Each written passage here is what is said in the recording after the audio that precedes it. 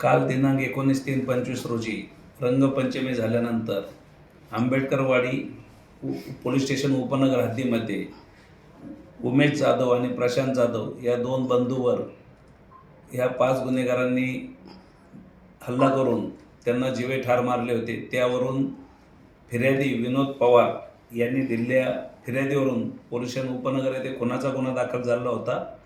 त्या तपासाचा समांतर तपास करत असताना गुन्हे शाखा 1 युनिट, गुन्हे शाखा 2 युनिट असे सर्वजण तिथे स्पॉटवर होते।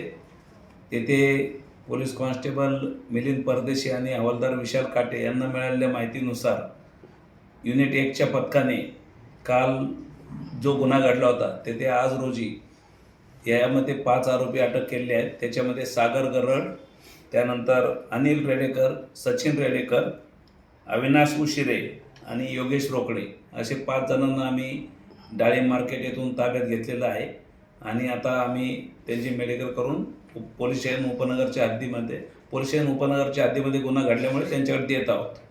खुनाचं कारण असं आहे की पूर्वी यांच्यात आपसात वाद होत होते आणि हे जे मयत होते यांच्यावर एक खंडणीचा गुन्हा दाखल करण्यात आलेला होता।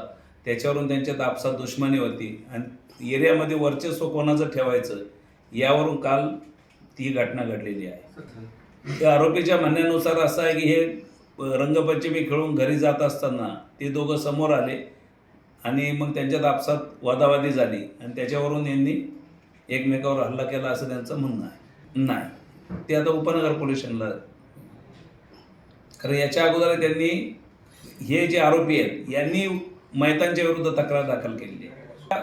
कडून 50,000 रुपये हप्ता मागत होते हे असं आरोपींचं म्हणणं आहे आणि त्याच्यावरून खंडणीचा गुन्हा त्यांच्यावर दाखल होता। आता ते एरियामध्ये वर्चस्व दाखवायचं याच्यासाठी नाही, याचा खरा यांच्यावर गुन्हा दाखल करण्यात आलेला होता, यांच्यावर खंडणीचा गुन्हा दाखल केलेला होता। यांचे वाद चालू होते, यांचे कंटिन्यू वाद चालू होते। हे शेजारीच राहिला, त्यातले मेन आरोपी जे आहेत आणि मयत हे शेजारीच राहिला। 50,000 रुपये हप्ता मागत होते असं त्यांचं म्हणणं आहे।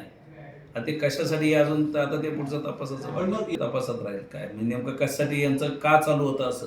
एकावर 324चा एका आरोपीवर अंबडला गुन्हा दाखल आहे आणि एका आरोपीवर भांग विक्रीबद्दल एका आरोपीवर गुन्हा दाखल आहे सागर गरड विरुद्ध। पण अनिल रेडेकर त्यांच्यावर, अनिल रेडेकर हे मेन आरोपी,